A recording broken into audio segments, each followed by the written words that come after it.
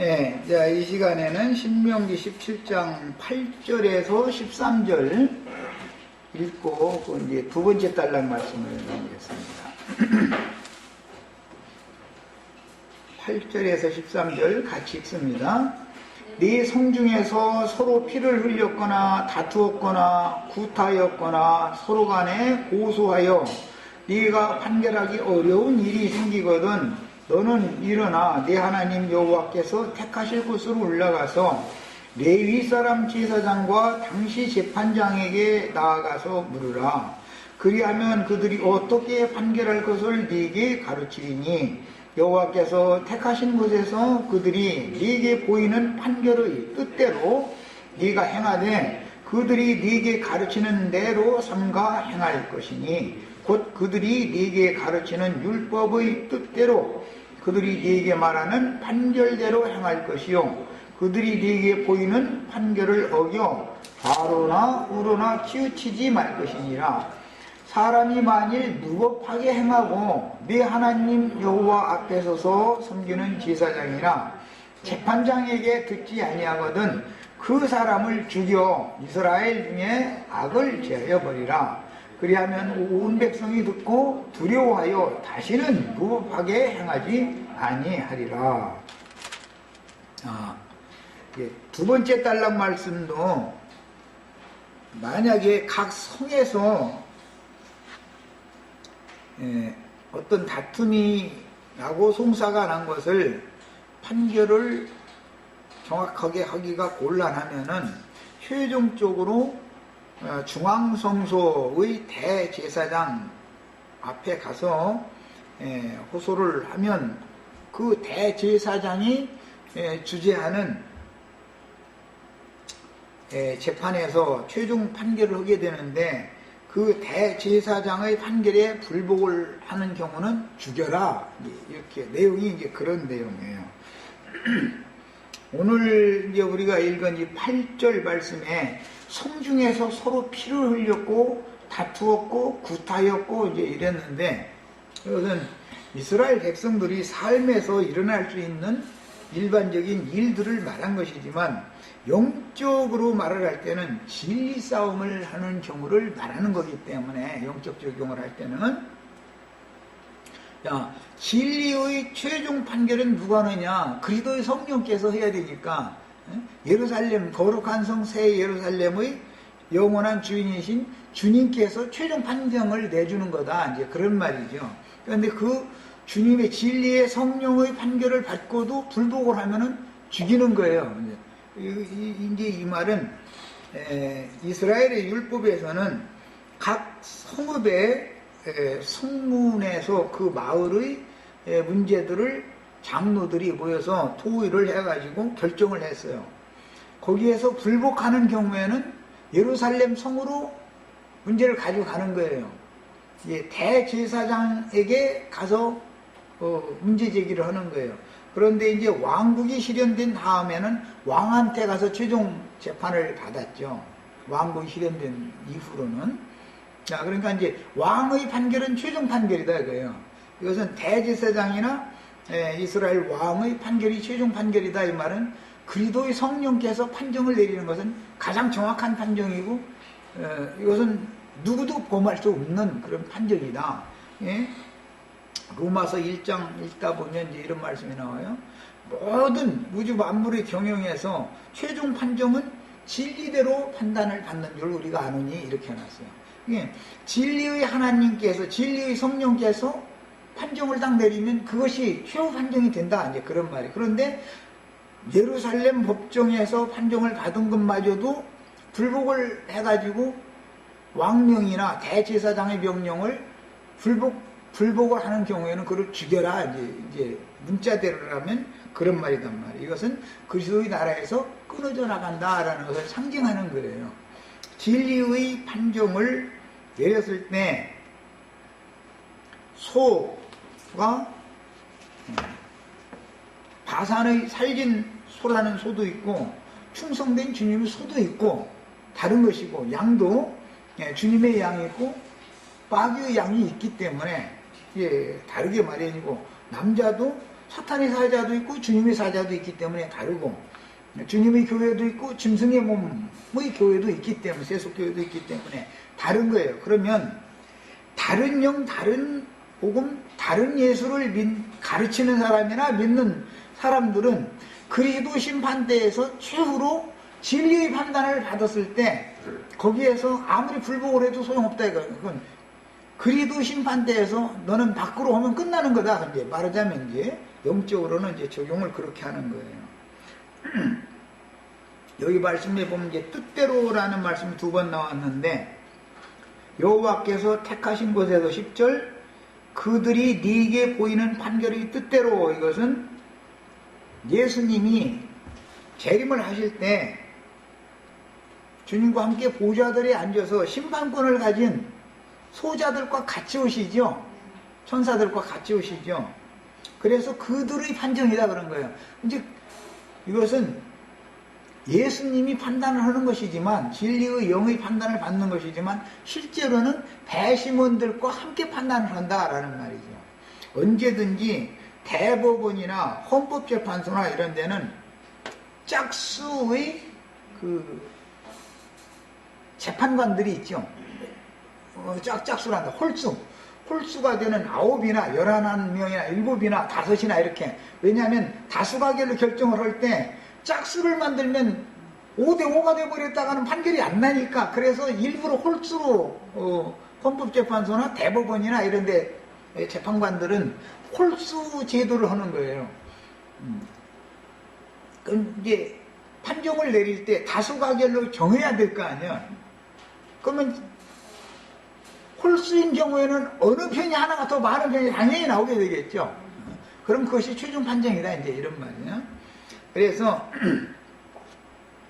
이것은 그리스도의 심판대에 대한 중앙성소의 그 재판, 최종 재판이라는 것은 그리스도의 심판대에 대한 상징이다라고 이해를 하시면 돼요. 자, 그 다음에 다른 영, 다른 예수, 다른 복음을 전하고 그걸 믿는 사람들이 세상 나라에서는 자기네들이 하는 것이 너무 옳다고 당연하다고 철두철미하게 믿고 있기 때문에 세상 나라에서는 그들의 편이 더 많지요. 그리고 그들이 득세를 하고 그들이 이기게 돼 있어요. 그래도 그리스도 심판대에 가서는 판정이 뒤집어질 수가 있다는 것을 여기서 암시한다.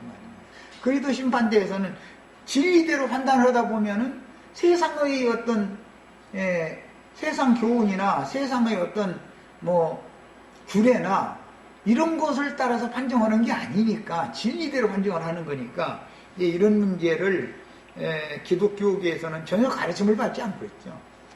아까 그 말라기서에서 또는 스가랴서 이런 데서 이제 나오는 말씀에 의하면 너희가 여호와께로 돌아오라. 그럼 나도 너에게 돌아간다. 그럼 돌아오게 하려면 중간에 중매해주는 사람이 필요하단 말이에요. 이게 제사장들이거든, 그게. 그런데 제사장들 자체가 자기네들이 지금 세상의 다른 영을 받아가지고 사람의 교훈을 섞어가지고 진리를 혼잡하게 가르치고 있으면서도 자신들이 지금 너무 바르게 잘 가르치고 있다고 자부하고 있는 거예요. 이게 문제가 되는 거예요, 지금. 그게 이제 이 신명기 17장 오늘 우리가 읽은 이 8절에서 13절 사이의 이 말씀을 잘 깨닫고 이해가 되어지면 우리는 함부로 어떤 말씀을 확정해서는 안 된다.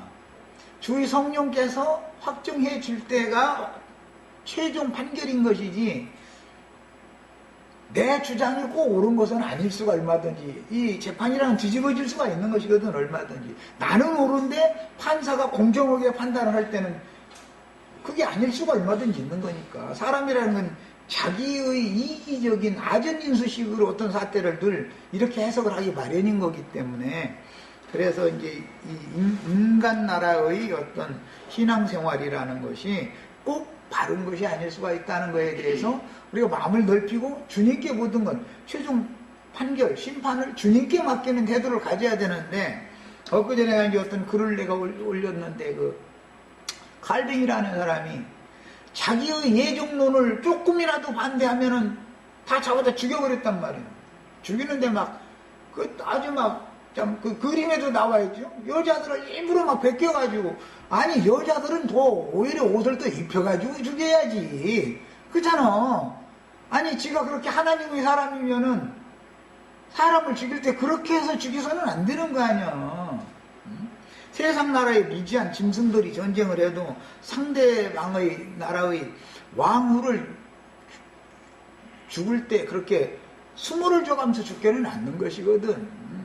칼을 준다든지 뭐 사약을 달라고 해가지고 이게 한다든지, 중장 자림을 딱 그 상대방 나라에서 황후였으니까 황후복을 입고 그 옆에 시녀들이 부축을 받아서 죽게 만드는 걸 자기 스스로 죽게 만들고, 이렇게 하는 짐승 나라에서도 그렇게 하는 거예요. 그런데 세상에 그런 무지막지한 짓을 해놓고 나서도, 그런데 칼빈 신학 오면 아주 기독교계 90%가 지금 칼빈 신학이잖아 지금. 그게 마귀 자식이나 그런 짓을 하지, 그게 하나님의 진리의 영을 받은 사람이 그런 짓을 하겠냔 말이야. 예정론이랑 맞지도 않는 건데, 그 청교도들을 다 죽인 거 아니야, 그 사람, 칼빈이라는 자가. 청교도들의 신앙이 맞은 것이지, 칼빈의 신앙이 옳은 게 아니거든. 하나님의 심판대에서는. 이제 이런 것을 잘 이해를 하시면 되겠어요. 그 다음에, 각 성에서 판결하기 어려운 일이 이제 세 가지가 나왔는데, 하나는 피 흘린 거 살인사건이고, 그 다음에는 두 번째는 이제 어떤 서로 간에 뭐가 의견이 안 맞아요. 다투었다 이렇게 표현을 했죠. 8절 첫 번째는 피 흘린 거, 두 번째는 다툰 거, 그 다음에는 구타한 거, 이게 세 가지였잖아요. 이거는 이제 다른 모든 번역본들보다 그 공동번역이 번역을 좀 쉽게 잘 해놨어요. 피 흘린 것은 살인사건이라는 말이에요. 그 다음에 다툰다, 이것은 민사사건, 아주 번역을 너무 잘 해놨더라고. 구타했다, 이건 폭력사건. 세상의 규례에 들으면 딱 맞는 말이잖아. 이것이 예수님이나 사도들을 유대교 지도자들이 죽일 때 이런 짓을 했다 이거예요. 다툰 것은 예수님이나 사도들과 유대교 지도자들이 왜 다퉜어요? 그들이 진리를 증거하지 않고 진리를 왜곡시켜서 가르쳤기 때문에, 진리의 말씀이고 진리 자체이신 주님과 주님의 영을 받은 사도들은 대항을 한 거 아니에요. 그게 아니다라고. 그래서 이제 다툼이 벌어진 거예요. 그런데 여기 이제 이게 예표적인 것이다. 구약성경이라는 건 다 예시지요. 그러니까. 자, 그 다음에 판결하기 어려운 이런 일들을 세상 나라에서도 지방 법정에서 사소한 것 같으면은 지방 법정에서 다 판결을 하죠. 그런데 지방 법정에서 판결을 하기가 어려운 문제다 이거예요. 진리의 증거를 정확하게 하기가 어려운 경우가 있을 수가 있다는 거예요. 자, 그런 경우에는 중앙성소로 가서, 왕국 시대에는 왕 앞에 가서 호소를 해야 되는 거고, 왕국이 세워지기 전에는 대제사장한테 가서 호소를 해야 되는 거예요. 자, 그런 경우를 지금 말하는 건데, 제사장과 당시 재판장에게로 나아가서 1차 재판에 불복하는 사람이, 각 성에서의 재판을 불복하는 사람은 중앙성소의 당시 제사장에게 나가야 된다 이랬는데, 각 성에는 7명, 성읍, 작은 소읍에는 7명의 장로들이 재판장을 했고, 그 다음에 큰 성읍에는 23명의 장로들이 재판장을 했어요. 이 사람들은 성문에서 재판을 하는 거예요. 이제 공개 재판을 하는 것이죠. 원래 히브리인들의 어떤 성의 문이라고 하는 것은 그 마을이나 그 성읍의 재판사를 이렇게 서로 토의를 해서 화해를 시킬 건 화해를 시키고, 결정을 해줄 건 결정을 해주고 하는 그런 역할을 구약시대는 거기서 했었던 거예요. 그러니까 그게 재판 법정이 되는 것이죠. 그 다음에 그런 지방 재판정에서 문제가 해결되지 않을 때는 중앙성소로 가지고 가야 되기 때문에, 가나안 땅에 들어가면은 맨 먼저는 길갈에, 여호와의 교회가 길갈에 안치되죠. 두 번째는 실로에 옮겨져, 이제 실로로 옮겨지는 거예요. 길갈에도 저 안쪽까지 이제 진격을 했기 때문에. 그 다음에는 실로에서 궤를 뺏겼다가 예루살렘으로 궤가 다시 돌아와서 안치가 되죠. 이게 길갈, 실로, 예루살렘 세 군데에 가서 이제 호소를 해야 되는 거예요.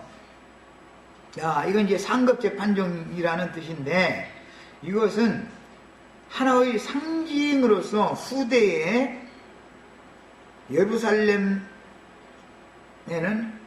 공의회라는 것이 설치가 됐단 말이에요. 예루살렘에는 사내들인이라고 하는 공의회가 있었어요. 그 예수님도 사내들인 공의회에 잡혀가지고 거기서 사형 판결을 받은 거 아니에요.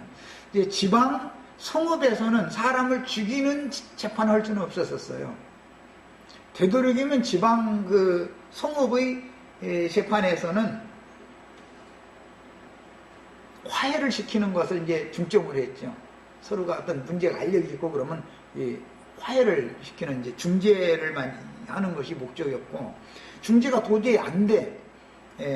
이 죄가 너무 중해. 그런 경우는 이제 중앙성소로 이제 가지고 올라가는 거예요. 사건을 가지고. 그러면 중앙성소라는 것은 훗날 사내들인이다 그랬어요. 이 사내들인 공의회라 그러는데, 로마교는 아주 이걸 굉장히 주장하죠. 사도신경이라는 것을 사람들 외울 때 보면 거룩한 공회를 비싸우며 이러잖아요.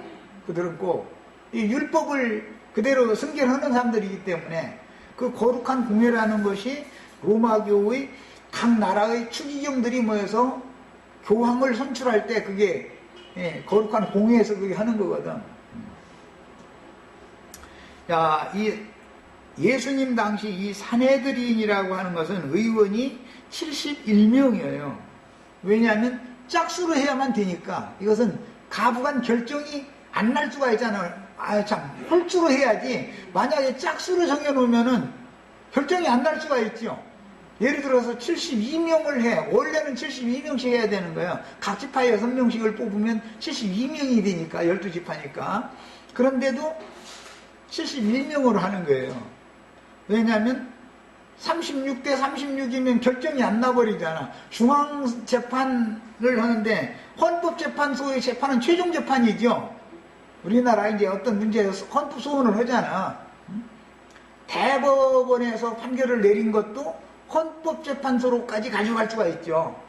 우리나라는 헌법에 기초해서 나라가 세워졌기 때문에 대법원 판결이라도 이것은 아무래도 난 부당하다 생각하면 헌법재판소에 넘기는 거거든. 그러면 헌법재판소에서 최종적으로 우리나라의 국가의 기본법이 헌법이니까 여기 그 정신에 맞춰서 판단할 때 이 사람은 예를 들어 간첩 행위를 한 것은 아니지만 간첩에 준한다 라고 하면 거기서 판정을 그렇게 하면 그 사람은 국가의 반역죄가 되는 것이란 말이에요. 그렇게 이제 재판을 하죠. 야, 이런 것과 같은 것을 이치를 생각하시면 돼요.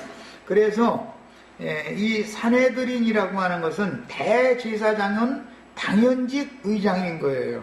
그 해의 대제사장은. 그 다음에 제사장이 24명. 이것은 제사장이라는 것은 레위를 말하는 게 아니라 레위 지파라 할지라도 아론의 직계손을 말하는 거예요. 제사장이 24명. 그 다음에 장로, 이스라엘의 장로가 24명. 그 다음에 랍비는 24명이 아니라 23명을 두는 거예요. 그래야 71명이 되기 때문에 그렇게 한 거예요.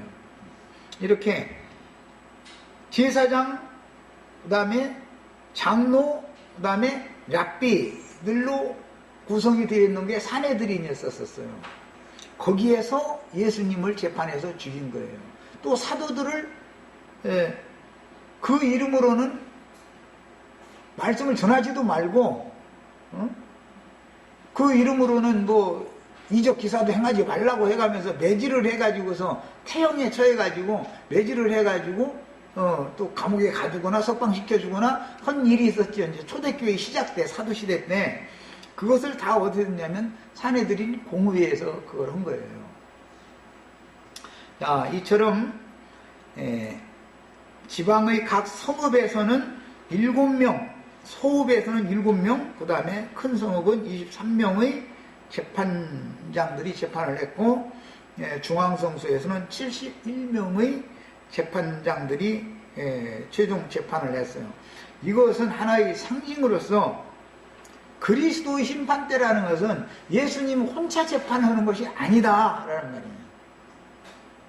그래서 주님이 오른편 양 왼편 염소를 판정을 하실 때 보좌들이 함께 앉아서 심판하는 이스라엘 12지파를 심판하는 구원을 받은 온전케 된 의인의 영들과 함께 재판을 한단 말이에요. 그 재판석에 우리는 판사석에 앉아있는 걸 주고하는 거예요. 판사석에 앉아있으려면 법에 대해서 혼이 아리하죠.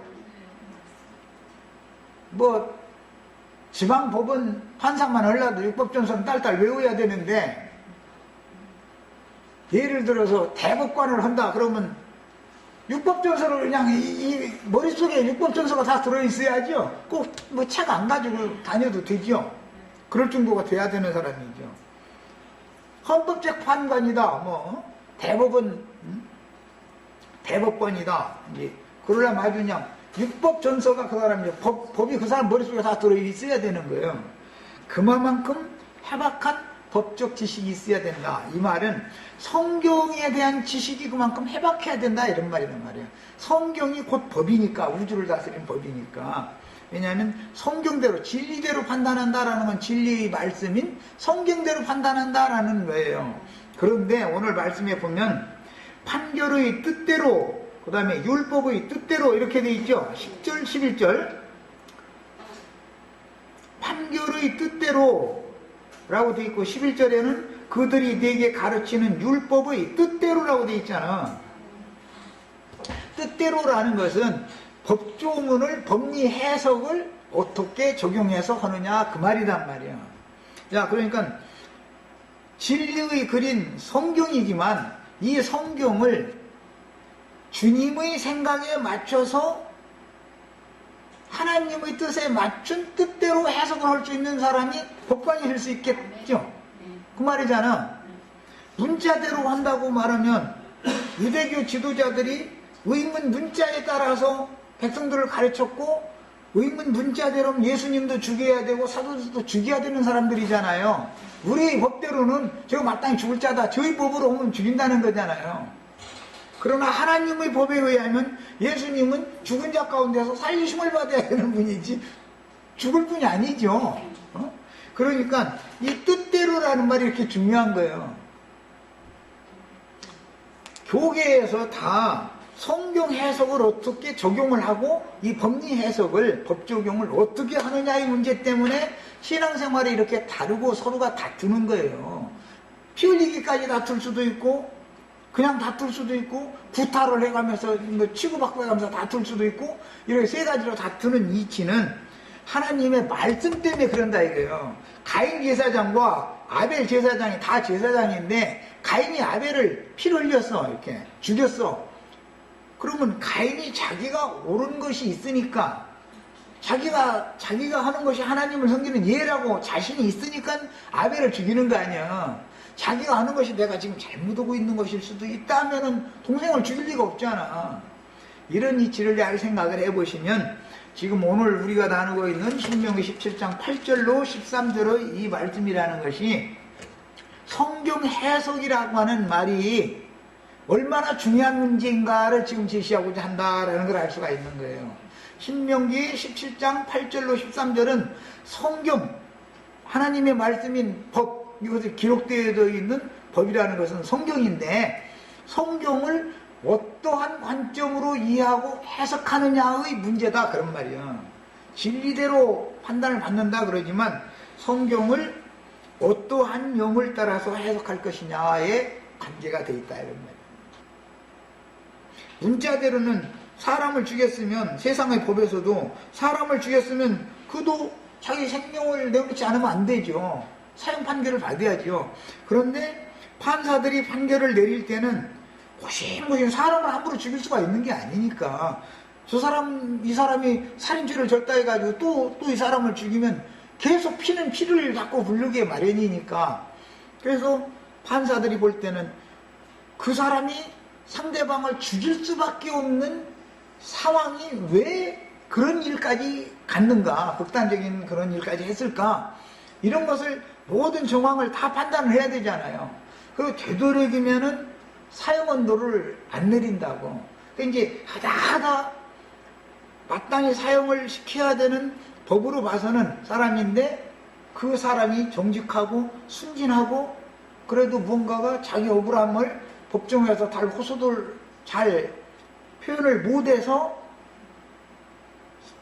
억울하게 또 사형을 당할 수밖에 없는 사람인 경우에는 정신이 약하다 이렇게 대법원에서 판결을, 이 사람은 정신이 너무 약해서 가서 감호, 이 정신치료를 좀 받아야 될 사람이다. 그러니까 이건 죽여서는 안 된다. 이렇게 판정을 한다는 거예요. 뭐 얼마 없는 거지 뭐.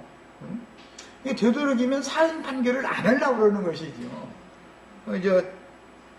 우스갯소리지만 전에 어떤 대통령이 사형 집행 그걸 본부에서 해서 올리면은 몸 아프다, 요즘에 감기 기운이 있는가 봐 하고서는 침실로 들어가서 안 나와버리는 거예요.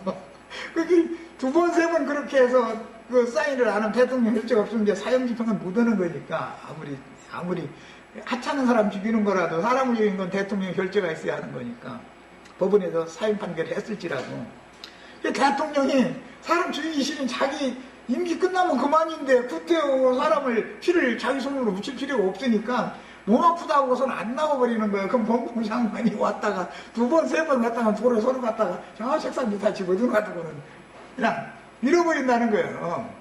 그런데 어떤 대통령은 그 자리에서 사인 딱 하면 또 없어 그랬다는 게 아주 유명한 일화가 있어요. 아주. 예, 인간 나라에서도 그렇단 말이에요. 자기 임기 기간이 끝나면 그뿐인데 구태에 자기가 사람 죽일 필요가 뭐가 있어. 그러니까는 저 법무부 장관이 이거 사형 집행하게 이거 결제 좀 해달라고 그러면은, 나 요즘 갑자기 몸이 아프네 그러고는 화장실 가는 것처럼 뭐 어디 가는 것처럼 뭐 들어가서 안 나와버려.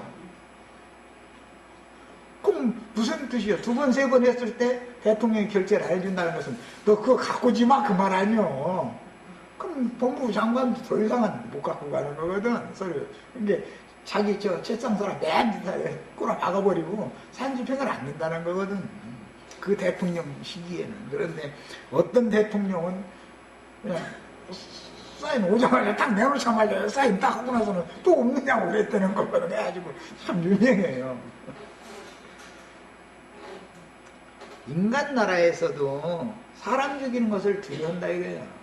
아무리 그가 사회적으로 마땅히 그런 죽여야 된다고 그렇게 해도 사형이라는 게 쉽지가 않은 것이거든. 왜?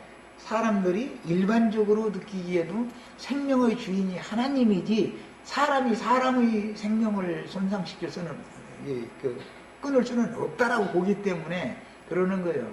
병원에 마스크 쓰고서 말기도 후달아듣고 음식도 못 먹고 그러고서는 그냥 계속 누워 있는 사람이 있어. 그런데도 의사가 이거 그냥 떼어버리면 금방 얼마나 서로가 편겠어.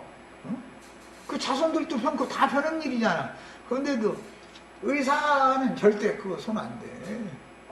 자기 책임 살인이 되니까 뭘 뛰면 죽는다는 게 뻔한 일인데 손 안 대. 자연사 할 때까지 놔두는 거예요. 그럼 병원은 돈을 계속 받는 거지 뭐. 이마만큼 생명이라는 것이 존중되어져야 되는 것인데 세상 나라에서는 생명을 경시하는 풍조가 만연하는 것은, 요새는 살인사건이라도 한 명 어떻게 해서 죽으면 옛날에는 난리가 안 해서 신문에 막 어디서 살인사건이 났다 하면은 난리가 안 해서, 그런데 지금은 사람 죽어도 때로 죽어야지 한두 명 죽어가지고 그런 살인사건을 보지도 않아. 얼마나 사람들이 완악해지고 무지해졌는지. 그래서 이것은 시간이 갈수록 인간 나라의 물질 문명이 발전하는 것과 동시에 인간들의 마음이 강팍하고 완악해지고 짐승화되어진다. 그리고 자매님들이 들으면 좀 소원을 얘기지만, 여성은 자꾸 남성화된다. 거칠어지고 자기가 모든 것을 지배하고자 하는 야망이 막 또 강해지고 나이 먹을수록 그렇게 된다는 거예요. 여자가 드세져 버려. 그것은 양면이 있어요. 한 면에서는 성도들도 여성도들도 육신의 세상에서는 여성도들이지만 주님의 나라에 가서는 남자가 될 수 있다라는 것을 보여주는 것이죠. 그건 이제 성품의 변화니까 이것은 주님 나라에서는 그걸 보니까 한 면에서는 그것을 보여주지만 한 면에서는 인간 나라라는 것이 불순종이 만연한다라는 것을 보여준다 이거예요. 그래서 주님의 판정과 인간들의 판정은 다르다. 예수님이 이제 이사야 선지자의 예언에 따라서 이 땅에 오셨을 때 들리는 대로 보이는 대로 판단하지 않는다. 이사야 선지자의 예언이요. 예수님은 인간 나라에서는 들리는 대로 보는 대로 판단해버리죠. 사람을 외모로 판단하는 것이 습성이 들었으니까. 그러나 주님은 사람의 심령과 마음의 상태, 그 정신 상태를 보여주고 판단한다 이런 말이에요. 심령이 얼마나 청결하냐, 그 다음에 그 사람의 정신이 얼마나 건전하고 맑은 사람이냐, 이걸 가지고 판단을 하는 것이지, 뭐 인간 나라에처럼 돈풍이나 있느냐, 무슨 세상 권력을 가졌느냐, 뭐 별을 땄느냐, 뭐 이런 걸 가지고 판단하는 게 절대 아니다. 그래서 이 판정의 기준이 당연히 달라져야 되는 거예요. 공의의 왕국이 세워진다라는 것은 진리이신 하나님께서 사람의 심령의 상태와 그 사람의 혼, 즉 정신 상태에 따라서 정확한 판단을 하는 것, 이것이 가장 최종적인 판정인 것이다.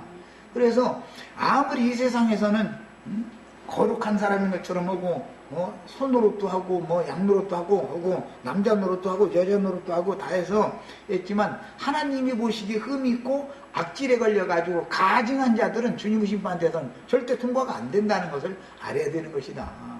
인간 나라에서 무슨 목사님 뭐 신부님 다 그게 소용없는 소리인 거예요.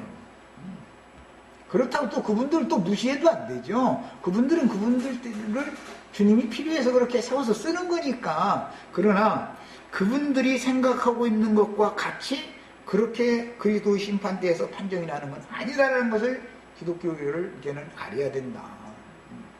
왜? 주님은 가장 공의롭게 판단하시니까 오늘 천년왕국이라는 것은 의의 거하는 바 새하늘과 새 땅이다. 오죽하면 그러잖아요. 우리는 이제 이런 판정을 하는 그리스도의 심판대에 즉 주님과 함께 보좌들이 앉아서 이스라엘 12지파를 심판하는 권위를 받으려면 이 말씀의 뜻대로를 율법의 뜻을 알아야 된다. 그냥 문자들의 율법만 알아가지고 되는 게 아니다. 그것이 말하고자 하는 율법 정신이라고 그러죠. 세상에서 어떤 법조문이 있어도 그 법을 제정하게 된 근본, 왜 그런 조항의 법을 만들었냐 이 말이야. 법 정신이라는 것이 중요한 것이죠. 판사들은 법의 뜻대로 해서 판정을 내리는 것이지 문자대로 해서 판정 내리는 거 아니다. 문자대로 해서 아까 얘기한 것처럼 살인을 저질렀어. 그러면 사형 판결해도 상관없는 거예요. 문자대로 그렇게 하라고 돼 있으니까. 그러나 사형 판결을 그렇게 함부로 하는 게 아니다라는 걸 내가 지금 길게 설명하는 거예요. 사람이 눈으로 보이는 대로 들리는 대로 그렇게 외모로 어떤 것을 판정을 함부로 하는 게 아니라 뜻대로 한다 이게. 그 내면의 어떤 문제를 정확하게 밝혀가지고 사실을 조사를 해서 그 다음에 두세 증인의 증언을 듣고 나서 사형 판결을 내리는 것이다. 이게 이제 율법 정신이라고 하는 거예요. 이런 말씀에 대해서 이해가 있기를 바라요. 자, 이제 그런데 중앙성소에서 판정을 내렸는데 무법하게 행하고 하나님 여호와 앞에서 섬기는 제사장이나 재판장에게 듣지 않는 그 사람은 죽여라 그랬어요. 이것은 그리스도의 심판대에서 판정이 나면 그리스도 심판대에서 최후 재판이 판정이 나면은 너는 꺼지지 않는 명령한 불에 들어가라 라는 판결은 최후 판결이죠. 왼편 염소들에게는 어떻게 한다 했어요? 명령한 불에 들어가라 하리라 라고 되어 있잖아요. 그것은 최후 심판을 선고한다 그 말이잖아요. 그런데 그 심판은 생명의 주인이신 주님만이 최후로 판정을 내리는 거다. 사형 판결이라면 세상 나라에서는 대통령의 죄다가 없으면 사형 언도가 되어 있는 사람이라도 사형 집행을 못 하는 것처럼 주님은 한 영혼이라도 구원을 얻는 것을 원하는 것이지 그냥 무조건 멸망시키는 것이 목적이 아니다.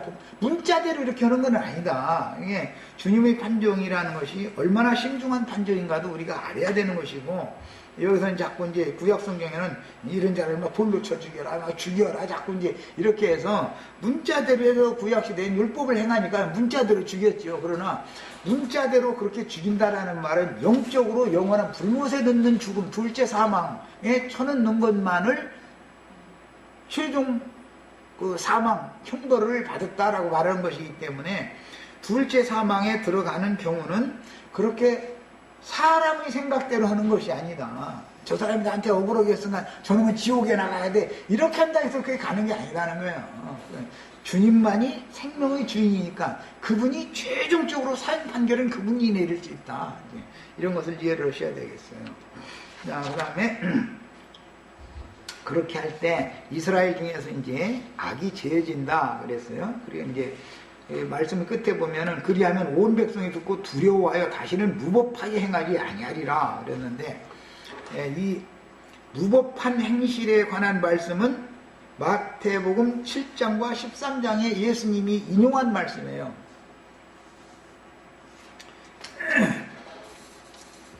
7장에 보면 그 거짓 선지자들이 길거리에서 가르치고 귀신도 쫓아내고 다 그렇게 했다고 주님 앞에서 이제 그 자기의 그 공로를, 자기 사명을 이 땅에서 목사 노릇을 그만큼 열심히 잘했다라고 이렇게 이제 했는데, 그 사람들 보고 이 불법을 행하는 자들아 내게서 떠나가라 하리라 그랬죠.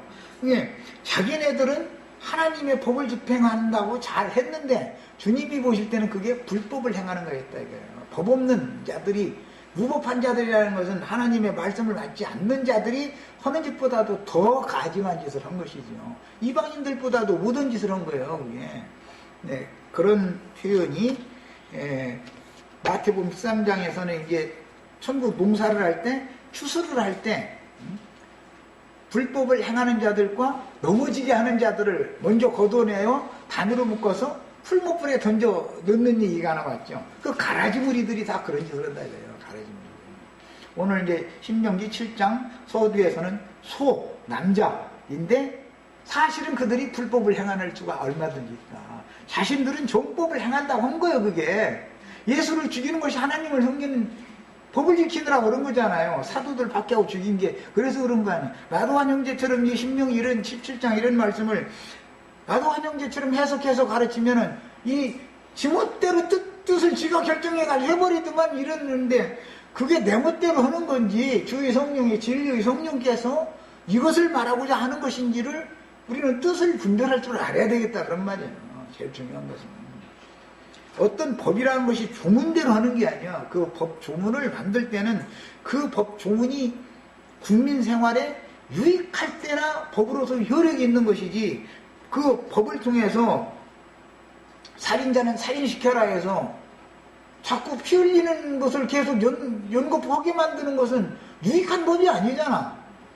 그러나 공의도 세워야 되니까 다른 사람을 피 흘렸으면 그도 죽어야 된다라는 법이 있는데, 그 법의 적용을 할 때는 뜻을 살펴서 적용을 해야 된다 이런 말이에요. 그것이 이제 생명이 풍성한 사람들은 똑같은 법을 읽어도 법 해석이 달라지기 때문에, 법 해석이 달라지고, 우리는 영을 따라서 모든 걸 판단하는 거예요. 성령으로 판단해야 되는 거예요. 그래서 그럼 이제 개인적으로 봐도 오늘 이런 말씀을 이제 여기서 가르침 받고 집으로 돌아가도 지금은 머릿속으로만 듣고 가고, 실제 상황 가운데에서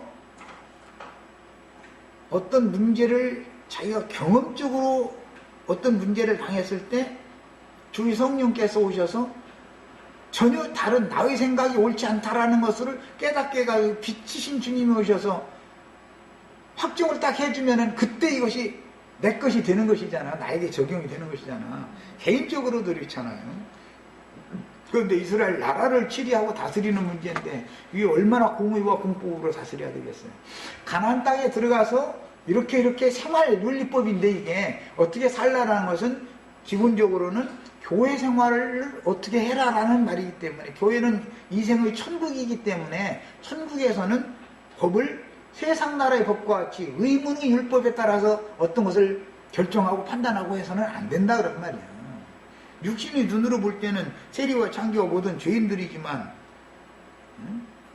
주님의 법으로 볼 때는 그 사람들이 오히려 회개하고 돌이켰을 때 사면을 받고 나니까 오히려 의인이 되잖아. 자칭 의인들은 오히려 하나님 볼 때는 지옥 판결을 받을 수밖에 없는 죄인이 되고, 얼마나 이 재판 결과가 반대로 뒤집어져 버려. 이런 것을 잘 생각해 보셔야 되겠어요. 자, 이제 마지막 단락 읽고 마치겠습니다. 오늘 뭐 다 하려고 했는데 다는 부족할 것 같네. 시간이 많이 갔네. 자, 네가 네 하나님 여호와께서 네게 주시는 땅에 이르러 그 땅을 차지하고 거주할 때에 만일 우리도 우리 주위의 모든 민족들까지 우리의 왕을 세워야겠다라는 생각이 나거든. 아까 내가 이미 이제 설명을 했죠. 왕국이 세워지기 전에는 최종 재판장이 대제사장이에요. 그러나 왕국이 세워지면 왕 앞에 가서 호소를 해야 돼요. 왕이 이제 최종 재판장이 되는 거예요. 그래서 앞에는 대제사장이 최종 재판장인 얘기를 했고, 두 번째 단락, 세 번째 단락은 이제 왕이 최종 재판장이 되는 얘기를 지금 하는 거예요. 자, 그러면 세상 나라의 왕과 같은 그런 왕을 세워서는, 세상 나라의 왕은 불법한 왕이죠. 아까 뭐 사형수들이 있으니까 법무장관이고 결제해 주세요. 청와대 딱 가지고 가니까 막 그 자리에서 쳐다도 안 보고 누구누구가 왜 사형당하는지 물어도 안 보고 사인 다 걷고는 또 없어 그랬다는 거잖아. 이거 무지한 짐승놈들이나 하는 짓이죠. 군합발로 그냥 백성들 그냥 가슴에 총질하고 막 하던 놈들은 꼭 그 생각이 그렇거든. 그런데 민간이 선출해서 뽑은 대통령은 절대 이게 자기 임기 끝나면 그뿐인데 뭘 하고 자기 손에 피를 묻혀. 다음 사람이 알아서 하라고 밀어버리고 말지. 자, 그런 거 세상 나라의 이치와 같은 거예요. 그래서 왕도 우리 주의라는 건 가나안 땅에 들어갔을 때 가나안 7족속들은 왕들이 있었잖아요. 7족속들은 뭐 31왕이니 뭐 7왕이니 해가 왕들이 계속 많이 나오잖아요. 그게 그런 왕들과 주님께서 세우신 왕이 어떻게 다른가 지금 얘기를 하는 거예요. 대제사장이나 왕 중에 왕은 예수 그리스도를 말하는 것이고, 공동왕들 또 공동제사장들이라는 것은 우리 형제 자매들을 말하는 거예요. 그러니까 이제 이런 적용을 잘 하셔야 되겠어요. 우리 위에 왕을 세워야겠다는 생각이 나거든 반드시 네 하나님 여호와께서 택하신 자를 네 위에 왕으로 세울 것이며, 지금 설명한 바가 사형집행을 하겠다고 결제 서류를 가지고 올라왔는데, 나 요즘에 몸이 아프다고 나 잠깐 들어가서 쉬어야 되겠다고 그러고 피해버려. 그래서 그 왕을 세워야지. 말하자면 또 사형시킬 사람들 또 없어. 이런 놈을 왕을 시키면 안 된다 그 말이에요. 말하자면 쉽게 변호자면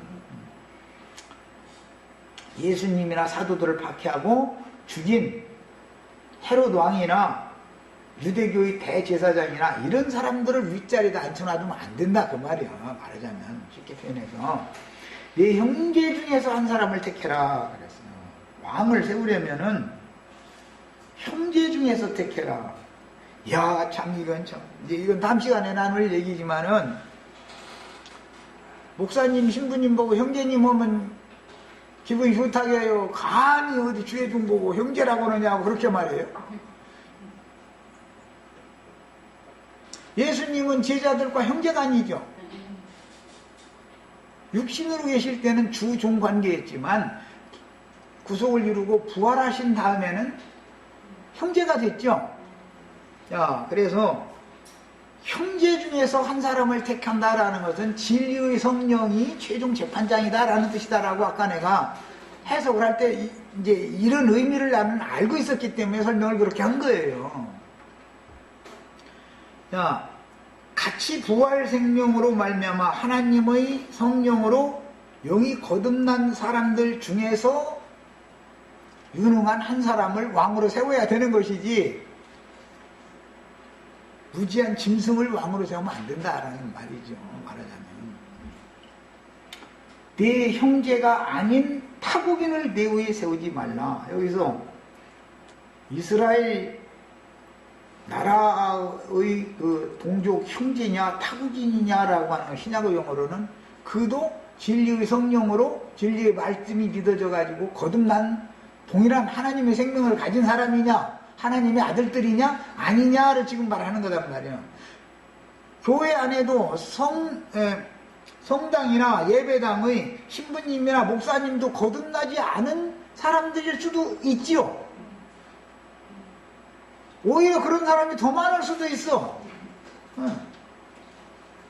그래서 형제가 아닌 사람이 왕으로 군림을 하면 안 된다 이 말이에요. 사형집행을 빨리 좀 하게 해달라고 그 사형수들 감옥에 앉혀놓고 밥 먹이는 게 곤란하니까 괜히 그 다 빨리 처단해버리자고 그러면은 누구누구가 왜 이 사람은 무엇 때문에 여기까지 사형 판결까지 받았는가 이런 걸 사람 죽이는 문제인데 대통령이 최종 결정을 하려면 일일이 물어봐야 될 거 아니야. 쳐다도 안 보고 그냥 사인 딱 하고 또 없어 그랬다는 거예요. 그런 놈을 왕으로 세우면 되겠어요? 안 되겠어요? 여기까지 해서 마치겠습니다. 하나님의 말씀이라는 것이 얼마나 오묘한가를 깨달으셔야 되겠어요. 이 문제는 형제를 왕으로 세우는 문제는 다음 시간에 1시간 더 하겠습니다.